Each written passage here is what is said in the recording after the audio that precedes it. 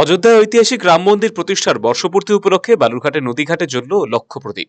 22শে জানুয়ারি রাম মন্দির প্রতিষ্ঠার প্রথম বর্ষপূর্তি। সেই উপলক্ষে এদিন সন্ধ্যায় বালুরঘাটে আত্রি নদীর সদর ঘাটে রাম পূজন, যজ্ঞ অনুষ্ঠান এবং 1 লক্ষ প্রদীপ প্রজ্বলন এবং সাংস্কৃতিক অনুষ্ঠানের আয়োজন করেছিল বিজেপি।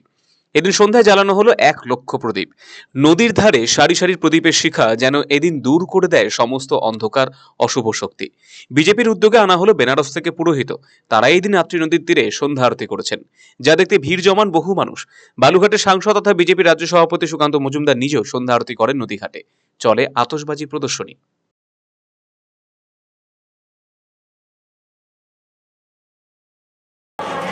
ইংরেজি 22 তারিখে এই 22 তারিখেই অযোধ্যায় ভব্য রাম মন্দিরের দ্বার উদ্ঘাটন হয়েছিল এবং গত বছর আমরা 1 লক্ষ প্রদীপ জ্বালিয়ে আত্রেই ঘাটে অর্থাৎ বালুরঘাটের আত্রেই নদীর তীরে যেখানে দুর্গা প্রতিমা বিসর্জন হয় সেই ঘাটে 1 লক্ষ প্রদীপ জ্বালিয়েছিলাম। আমরা সেই দিনটিকে আবার উদযাপন করার জন্য অর্থাৎ প্রতি বছর আমরা এইভাবে উদযাপন করছি এবং আগামী দিনেও করব।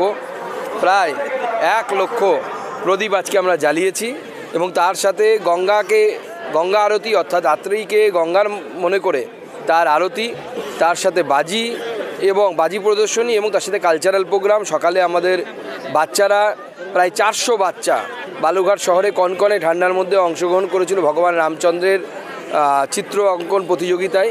তারও পুরস্কার এখন ঘোষণা হবে, ফার্স্ট, সেকেন্ড এবং থার্ড প্রাইজ। রাম সাজো প্রতিযোগিতা, অর্থাৎ আজকের দিন গোটা দক্ষিণ দিনাজপুর জেলা এবং বিশেষ করে বালুরঘাট শহর আজকে রামময় পুরো।